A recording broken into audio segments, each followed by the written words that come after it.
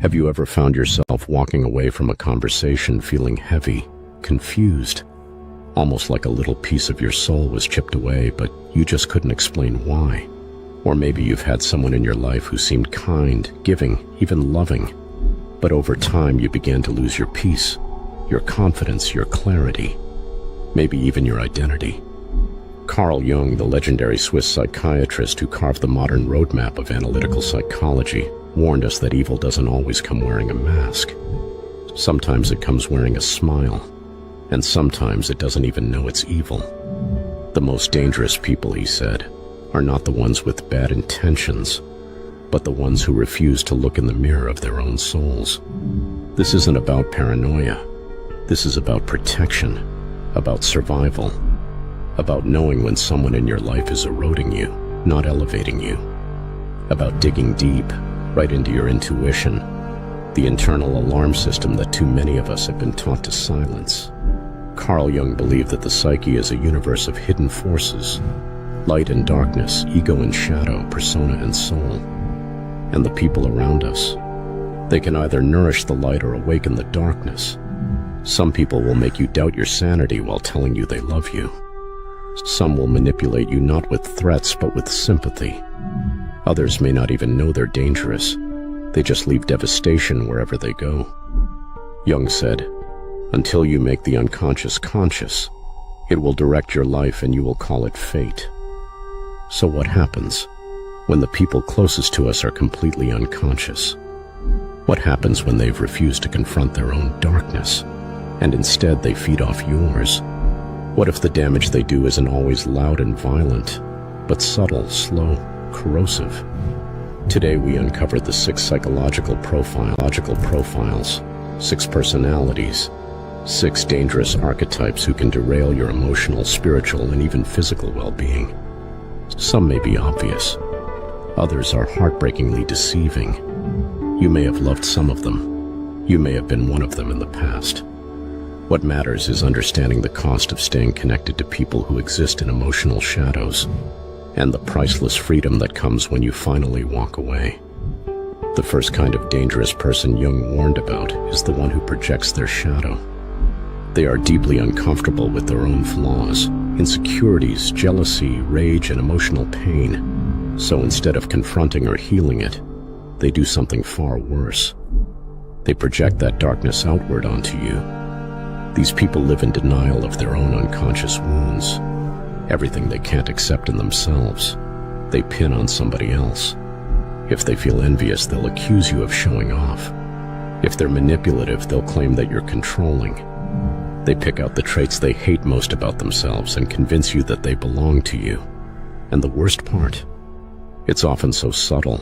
They gaslight you. They make you apologize. They twist reality until up feels like down, good feels shameful, and you begin to lose confidence in your own perception.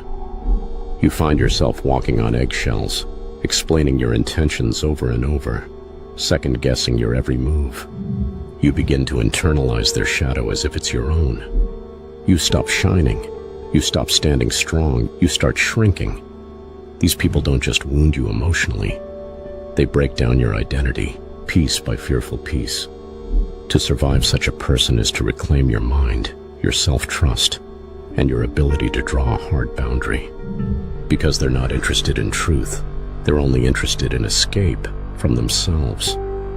The second type is deceptively charming, socially acceptable, and often even admired. This is the persona-obsessed individual. To Carl Jung, the persona was the social mask a person wears to present themselves in a way that society will approve of. The real danger begins when someone becomes attached to that mask. It defines them. They do not have a solid inner self, only a performance. These are the influencers who appear perfect but are emotionally vacant. The martyrs, always sacrificing, asking nothing of others, but carrying hidden bitterness like a ticking bomb. The polished professionals who can command a room but cannot look you in the eye when the surface breaks. Their entire being is presentation, and behind it, often a deep chasm of disconnection, shame, and fear. Try to connect and you'll find nothing solid, just recycled lines, conditional emotions, hollow comfort. When you show vulnerability, it makes them uncomfortable, even angry, because it threatens the persona they're clinging to. If you try to go deeper, they change the subject. But here's where the danger creeps in, because at first it feels safe to be around them. Nice, refined, controlled. You'll probably even look up to them. But over time, your soul begins starving. You'll realize these people cannot love you deeply because they have no connection to their authentic self. You bond with their mask, not their heart.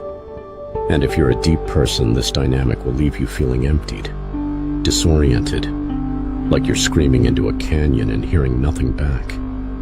You start questioning whether you're too sensitive. You're not.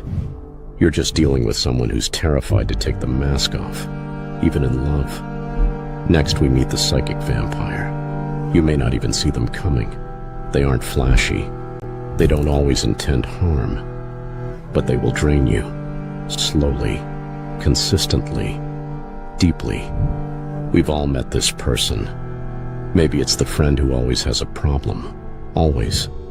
And somehow every conversation becomes about them. They pull your attention, your empathy, your energy, until you're completely exhausted and they feel so satisfied. Or maybe it's that quiet person who constantly plays the victim. They speak in sighs, in emotional hints, forcing you to pry and care and overextend. They never ask directly, but their presence demands your emotional service. Sometimes the psychic vampire is flamboyant, dramatic, confrontational, always angry, always fighting imaginary villains, and you're swept up in their chaos. But sometimes they're soft, tragic, even sweet. In both cases, the result is the same. You get tired, and your fatigue isn't physical, it's spiritual. This happens because these individuals are emotionally undeveloped. Their survival depends on others regulating their emotions. They often suffered in childhood. They feel abandoned by the world. The problem is they haven't healed. They've just learned how to survive by draining others. And when you start setting boundaries, they weaponize guilt. You hear things like, "I thought you cared about me," or, "I guess you're just lucky you don't have to deal with this." Never-ending leaks of energy, leaks of guilt, leaks of compassion, until you're depleted, and they just bounce to the next source. Jung taught that the unconscious mind seeks balance, and when a person refuses to heal, their mind will reach out for anything, anyone to relieve their pressure. That much emotional desperation becomes predatory, and it will take everything from you if you're not awake to it. Now imagine someone who rescues you, emotionally, financially, psychologically, someone who steps in like a hero at your lowest moment. Maybe they take care of you during a breakup, help you through your depression, hold you when no one else was there, and for a while you cherish them. But slowly, you begin to grow. You find your voice again. Maybe you don't need them the same way anymore. Suddenly their kindness curdles into control. They say things like, "After everything I've done for you," or, "Do you even appreciate me?" They start criticizing your choices, undermining your confidence. Isn't that ironic? The one who saved you now resents your healing. This, Jung would point out, is the manipulative savior. They didn't step in for love. They stepped in for control disguised as compassion. That control only works as long as you're broken, dependent. The moment you rise, their identity starts to unravel.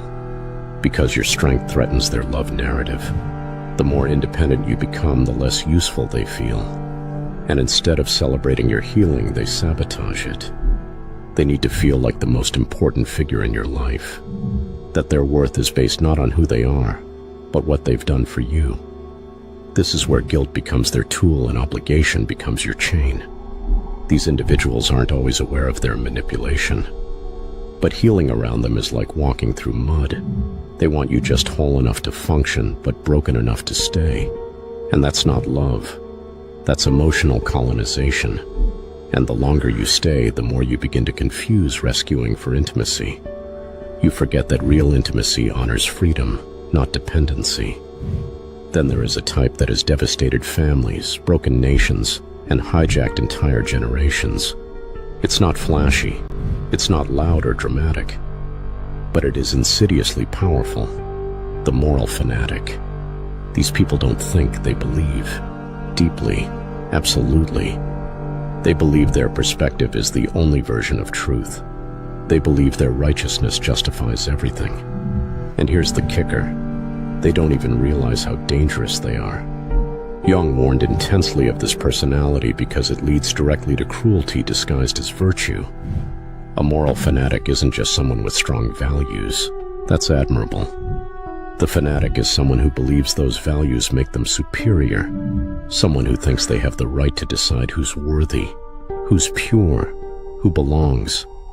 These people speak in absolutes. They can't handle complexity. They can't say maybe or both.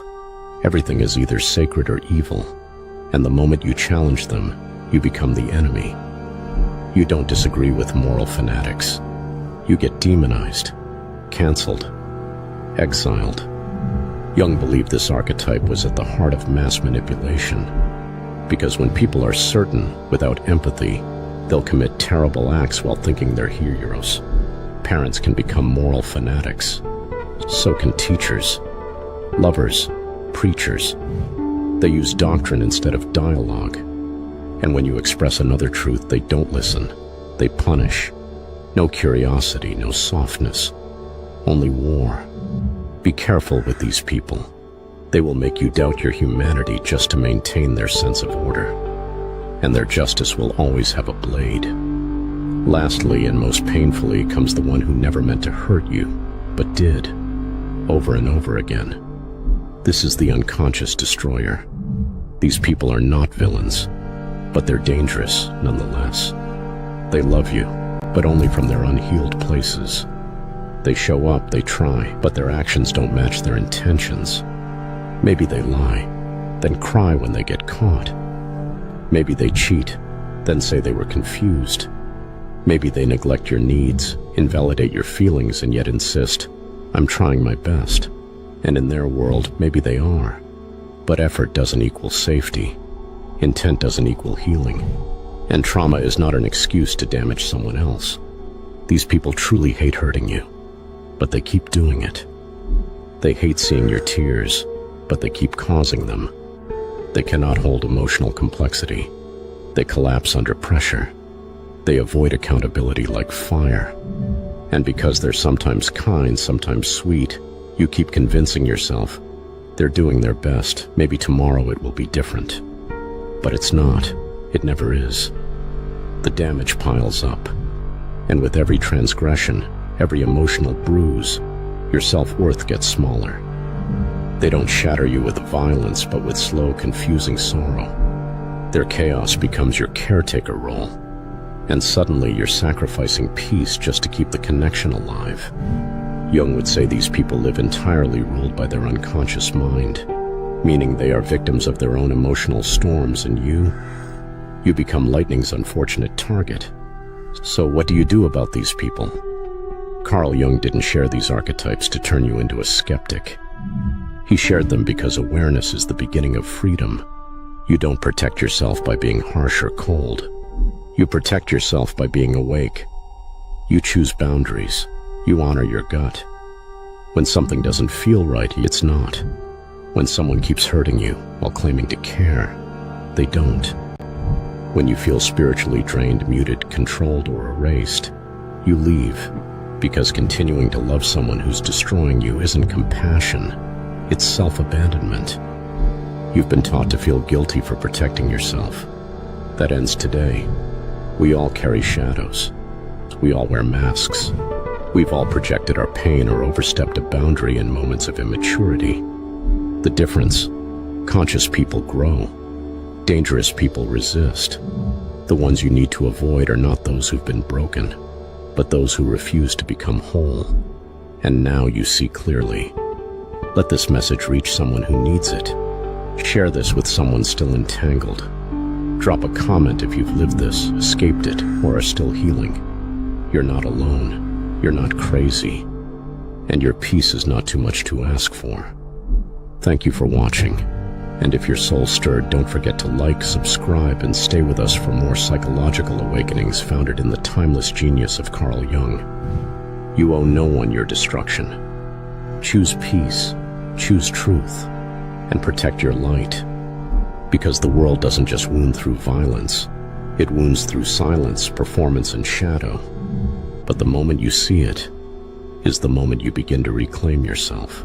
So now tell me, are you ready to stop surviving other people's damage and start protecting your own peace? If you've made it this far, I want to know who truly understood the message. Leave the phrase "clarity is protection" in the comments, and let's see who's ready to walk away from unconscious chaos with conscious strength. If this video made something click, if it helped you name the unspoken or remember your worth, like and subscribe, because this is only the beginning of your healing. I'll see you in the next video.